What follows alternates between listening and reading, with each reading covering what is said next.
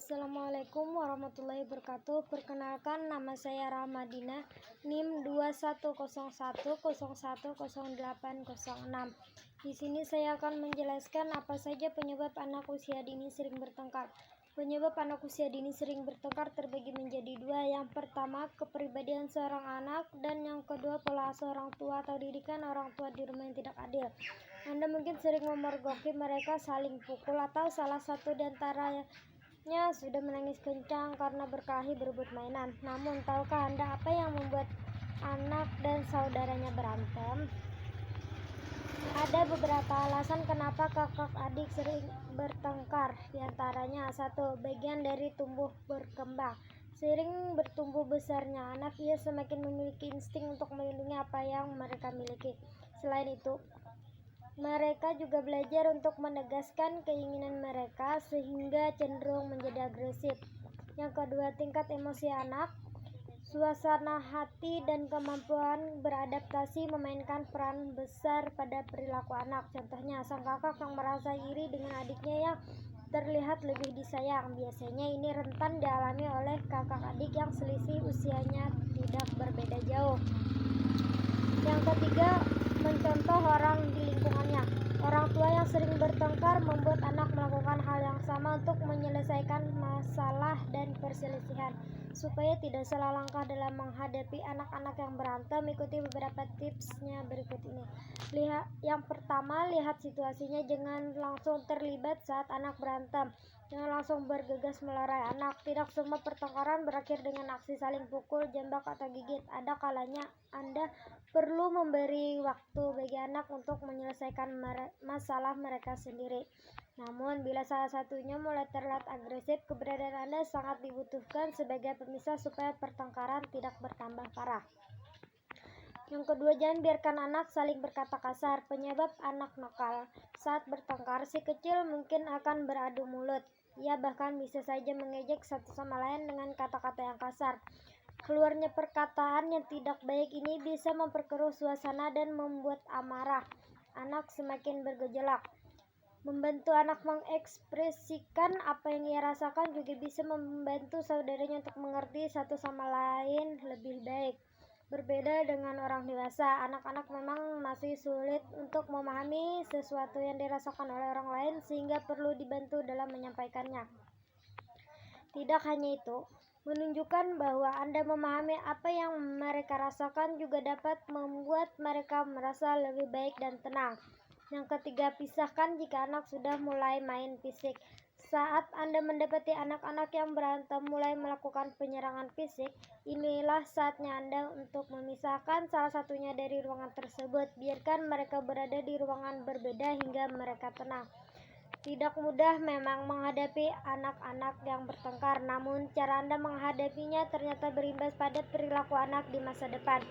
Pasalnya, tindakan Anda akan memberi mereka contoh dalam menghadapi dan menyelesaikan masalah. Untuk pertanyaan yang kedua, bagaimana cara menyatukan anak usia dini? Pada penyebab yang pertama ialah kepribadian seorang anak. Nah, di sini termasuk anak yang sedang berebut mainan. Lalu cara kita menyatukannya dengan 1. Mengajarkannya untuk berbagi. Sejatinya, berbagi merupakan bagian dari empati. Berbagi bisa dikatakan sebagai kemampuan untuk melihat dan merasakan sesuatu dari sudut pandang orang lain.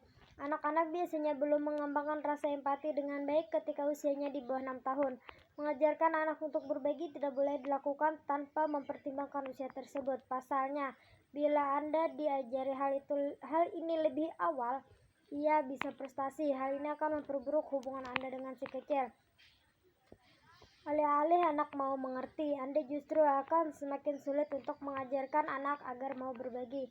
Usia yang paling baik untuk mengajari anak berbagi yakni sekitar 3-4 tahun, ketika anak-anak mulai bermain dan bekerja sama dengan teman sebayanya. Jangan kaget bila di awal mengajarkan anak untuk berbagi ternyata ia tampak sangat mengutamakan keinginan dan kebutuhannya. Bahkan si kecil bisa saja marah bila keinginannya, misalnya untuk bermain mainan terhalang karena ia harus berbagi dengan temannya.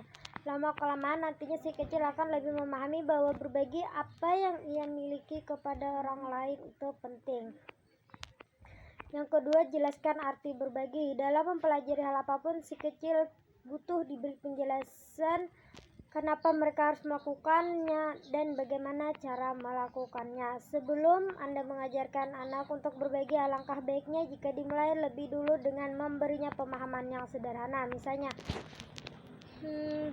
memberitahu bahwa berbagi tidak selalu memberikan apa yang si kecil miliki, akan tetapi berbagi juga memiliki arti sebagai meminjamkan suatu benda.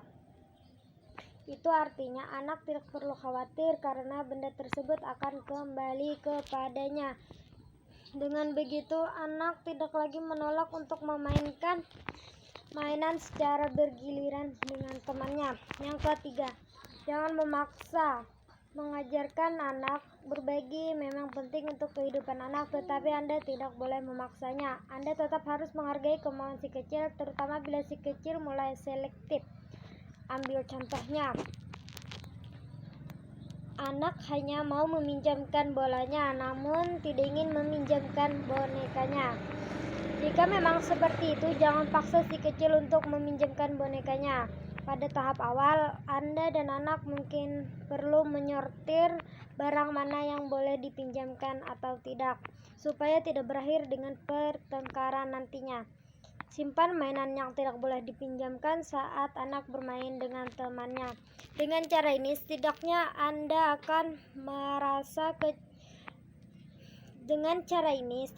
anak tidak akan merasa kecewa untuk berbagi atau mempertahankan mainan yang tidak ingin dipinjamkannya.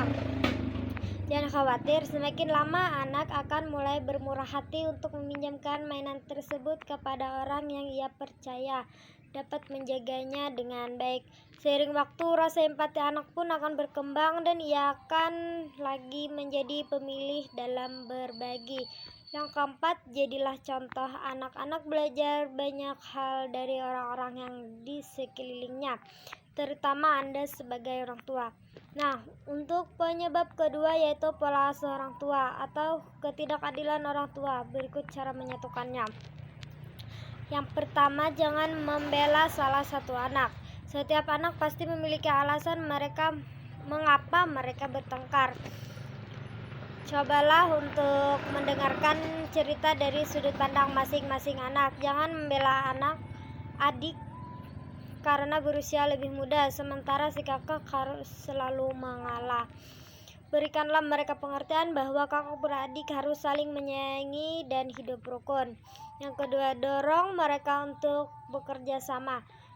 Saat mereka berhasil menyelesaikan permasalahan, ajari juga untuk bekerja sama. Misalnya, mereka bertengkar karena suatu mainan, ajak mereka untuk bermain secara bergantian. Yang ketiga, jangan membandingkan satu dengan yang lain. Setiap anak itu unik, bahkan kakak beradik dapat memiliki karakter yang berbeda.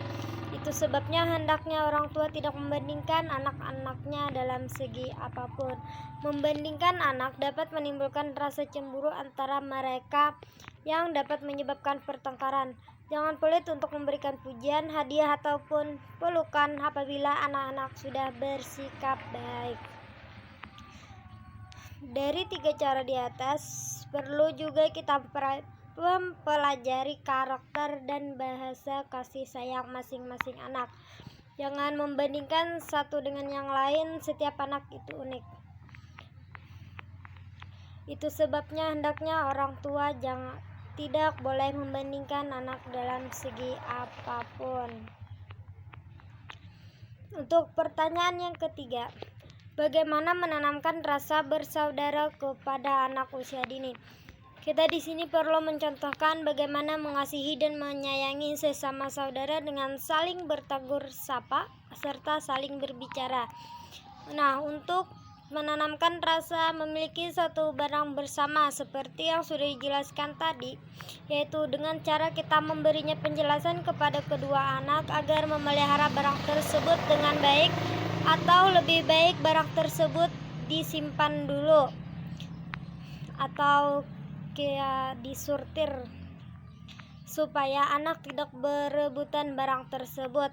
Atau bisa juga orang tua memberinya penjelasan dengan memainkan barang tersebut secara bergantian. Nah, untuk menanamkan rasa tanggung jawab, tidak menyalahkan kawan pada anak usia dini, yaitu dengan cara kita memberi pemahaman apa itu arti dari tanggung jawab. Selanjutnya kita memberikan anak aturan atau peraturan. Yang terakhir ialah memberitahu anak bahwa melakukan kesalahan tidak selalu buruk. Anak-anak terkadang takut untuk mengakui kesalahan sehingga cenderung untuk menyalahkan orang lain. Sekian dari saya. Wassalamualaikum warahmatullahi wabarakatuh.